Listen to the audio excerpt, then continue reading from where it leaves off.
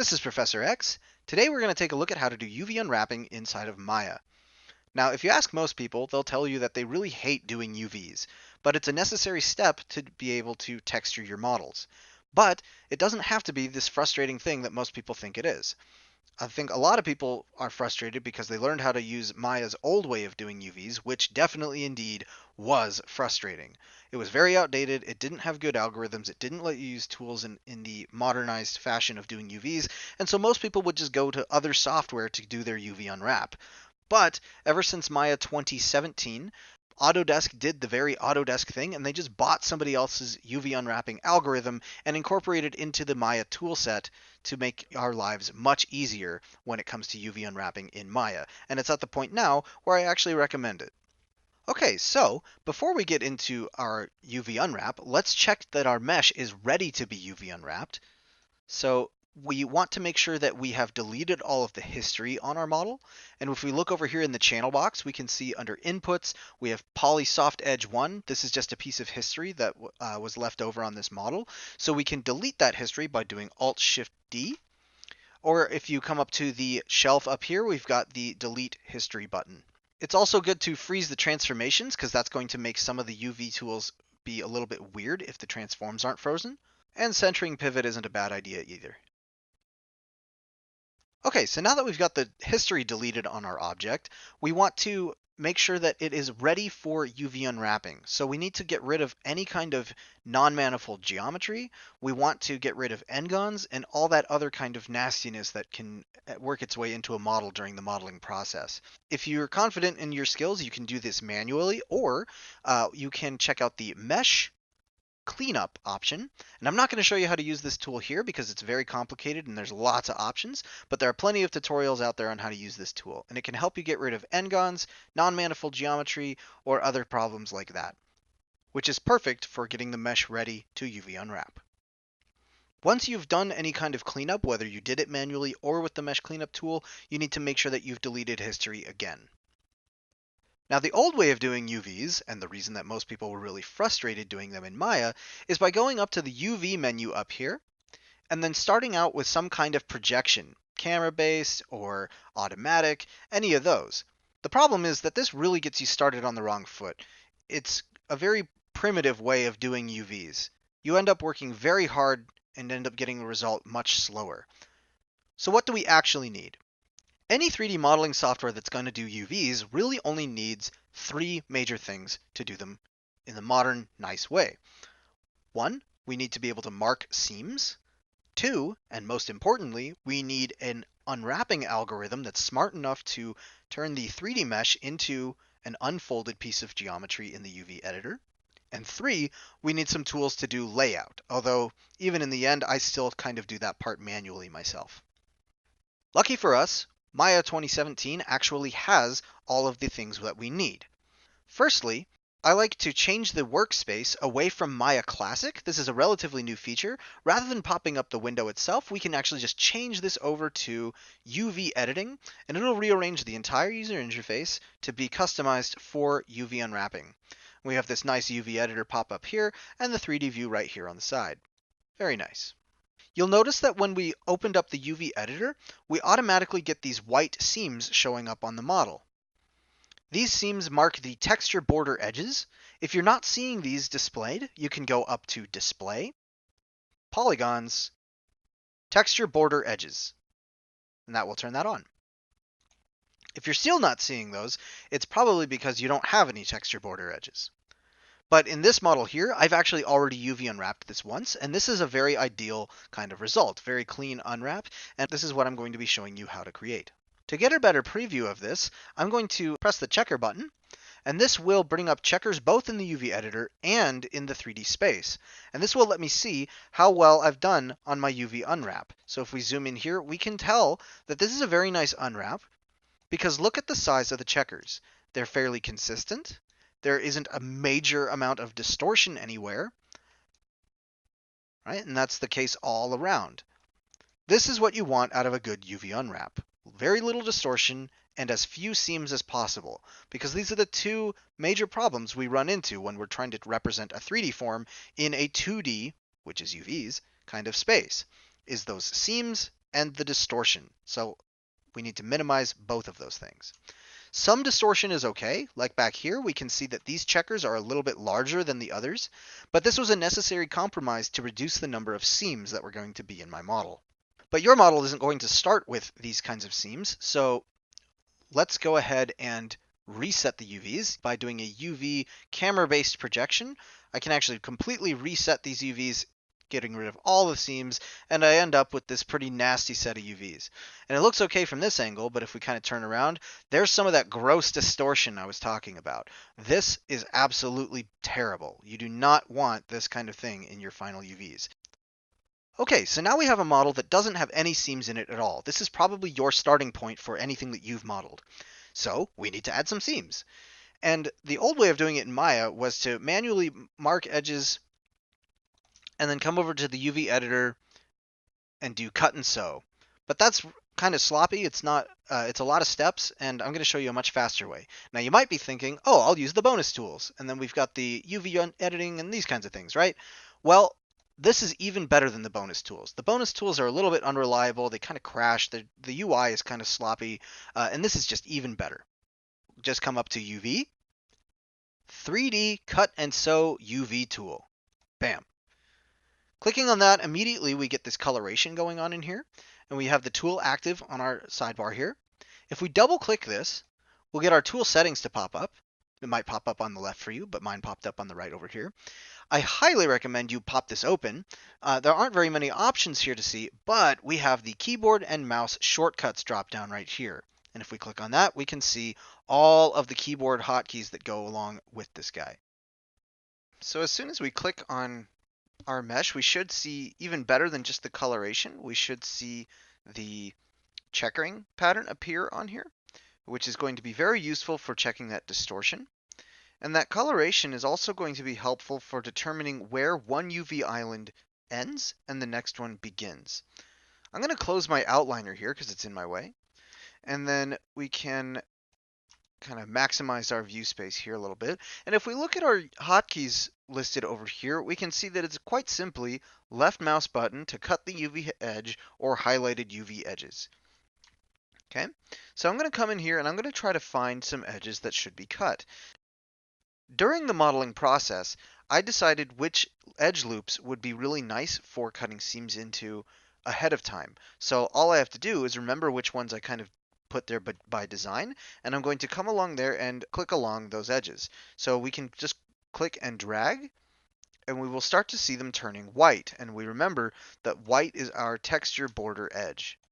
Okay, so I'm just going to keep coming along here, and as soon as we make the last cut, what you'll see is that the chunk that got cut off turned into a different color to represent that now it is its own UV island. And that's exactly what we want to see. That's part of what's so great about the 3D cut and sew UV tool. Really great visualization. I'm going to do the same thing along here around the bottom part of this booster thingy here. We'll be able to click and drag.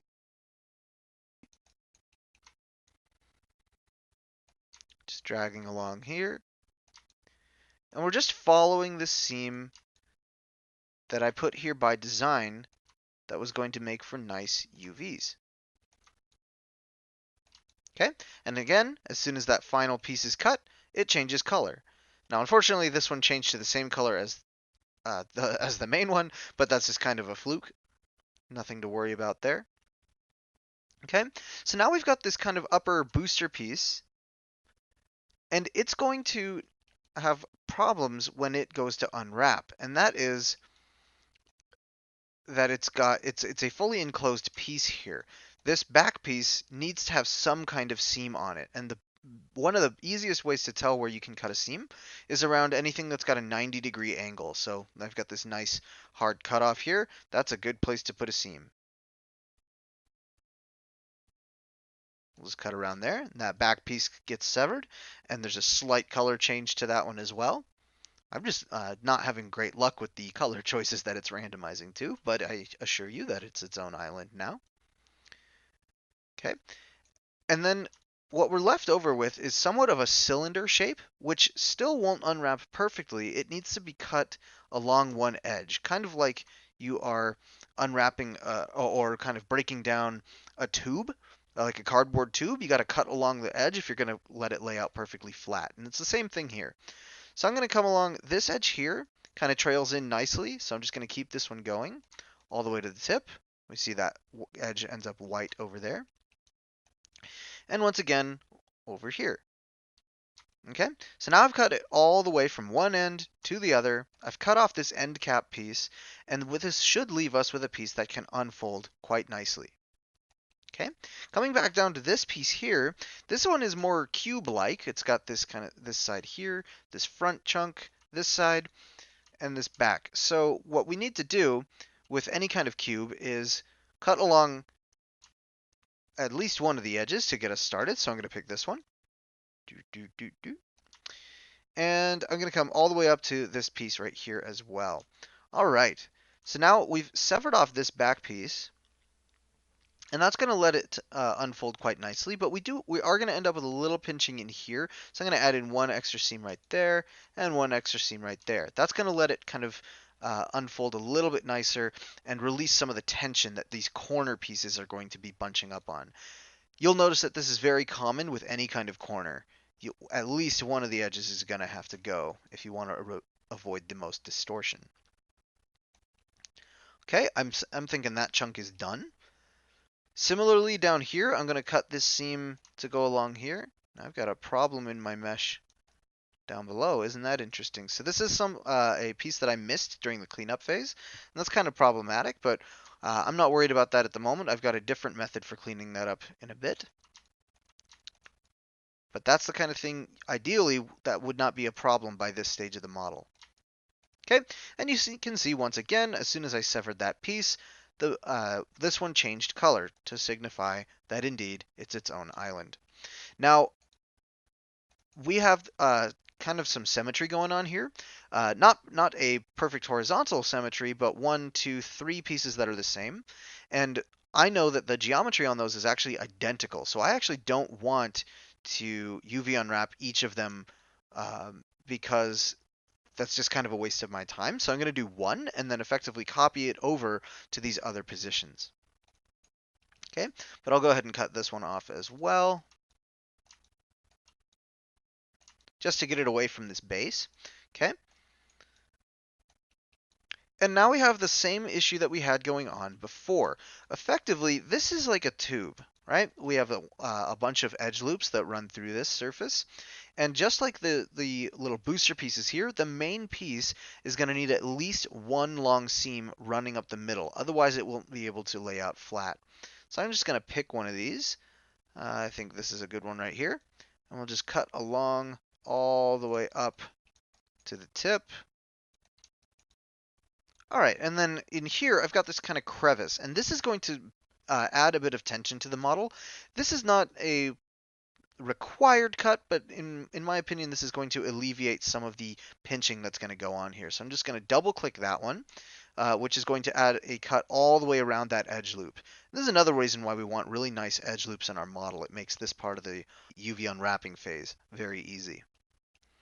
Okay, same thing over here. We'll cut along this way. I'm just going to keep cutting all the way up through here.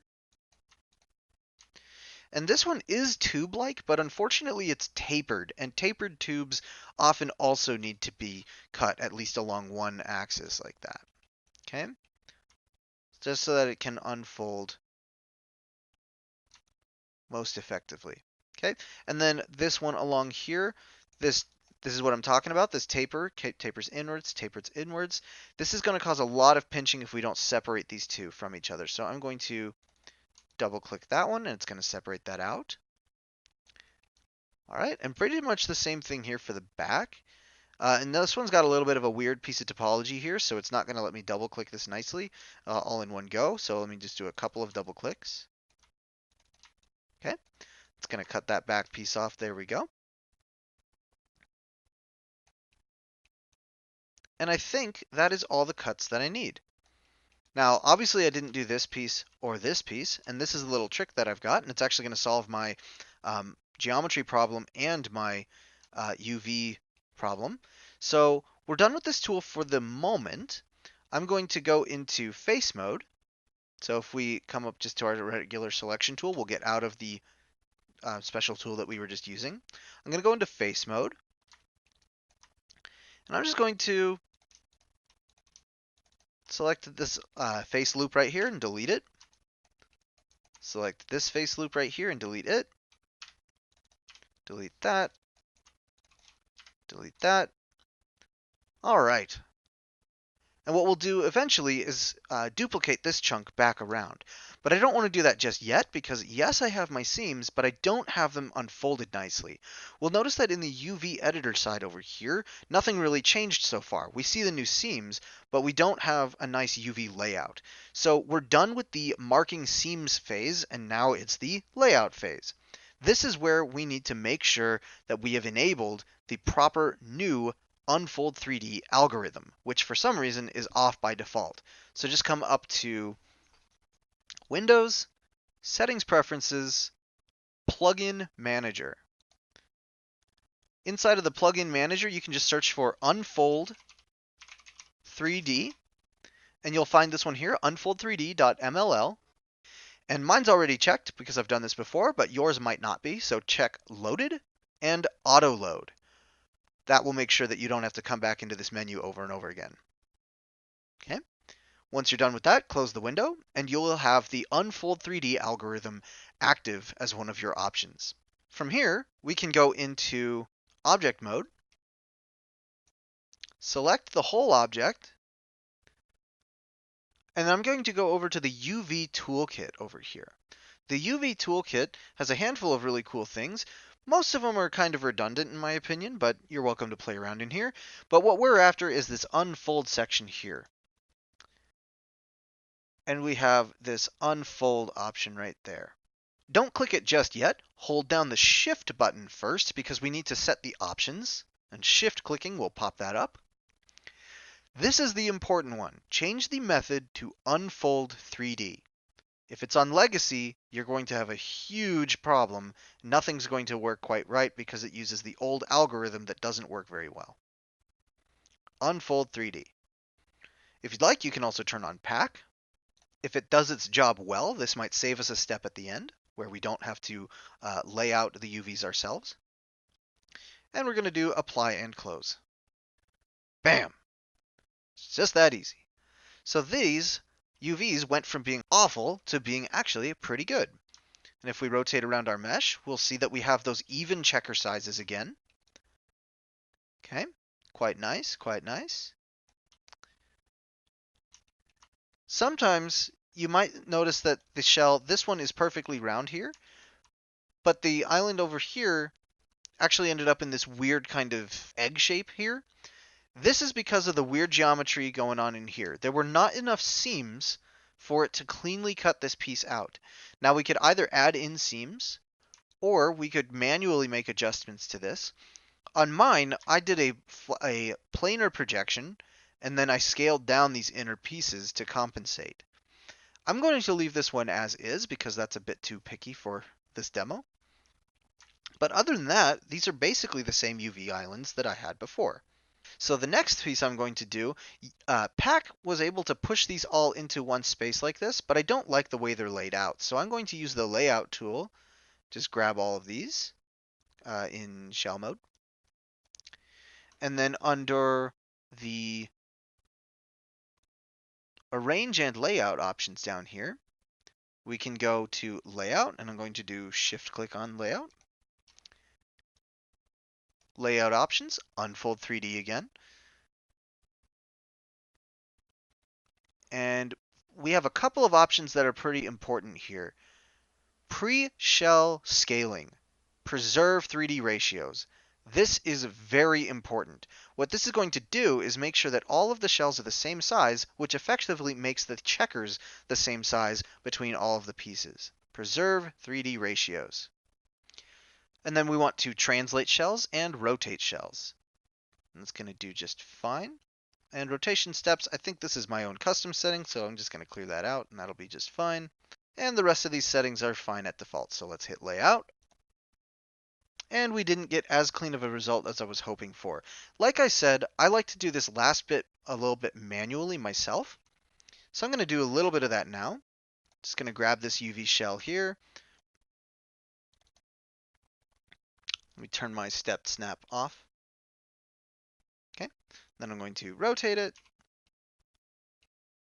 and just start placing these where they belong.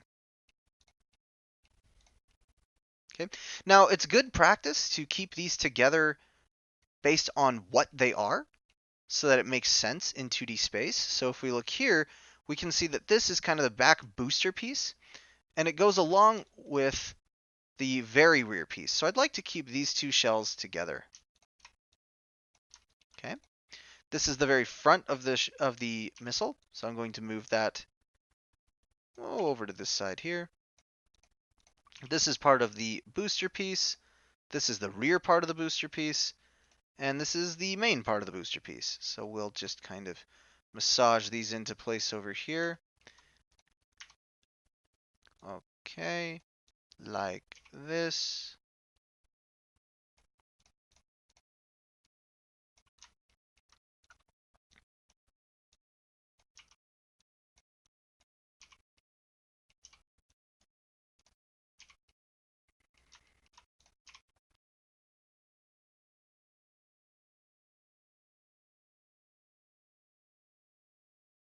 The layout tool can do some of this for you, but I personally like to do this myself.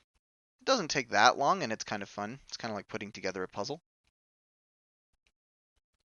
And there we have it. Some nice UVs. So we just need one last step, which is to replicate this booster piece. And this is a very common practice. We work on symmetrical characters a lot, where their arms are the same or their legs are the same. And it's very common to just do one set of UVs, delete one arm, and then mirror it over to the other side. This one's a little more complicated, so I'm just going to go into UV shell mode. I'm going to select all these pieces, go up to Edit Mesh, Duplicate, go to the options, make sure I've got Separate Duplicated Faces, hit Duplicate. And this has given me a separate object here. There we go. And if I just rotate this, go to the channel box, I can put in 120 degrees. That will put that right there. Going to select back to this piece here, vertex mode. I'm going to fix that problem from earlier just by using the snapping right to there. Duplicate this again. Rotate this time to 240 degrees. One more time, going to fix this one vertex by snapping it right to there. And I'm going to join these all together by selecting them all and going under Mesh, Combine. And I'm not going to forget to merge those vertices because where I duplicated that object, there's actually two verts in each of those spots. So we will just do a merge vertices. All right. And we'll notice that when I duplicated those and rotated them around, we actually kept the UV pieces. So if we go to the UV shells, we actually have 3 shells of each stacked into these spots. And that's not a bad thing. This is going to make it so that we only have to texture this little booster piece once, and that texture will be shared between all 3 of the booster pieces. This is a very common tactic for optimizing your UV layouts. I'm going to go back into object mode, and I'm just going to do one last bit of cleanup before we call this good. Opening up the outliner again, because we did the duplicate and then merge them back together, we end up with a different name here, and sometimes you end up with unused transform nodes in here. So delete that history, delete the unneeded transform nodes, and then you can just rename this to whatever your object really ought to be called. There we go, and I'll just close up the outliner again.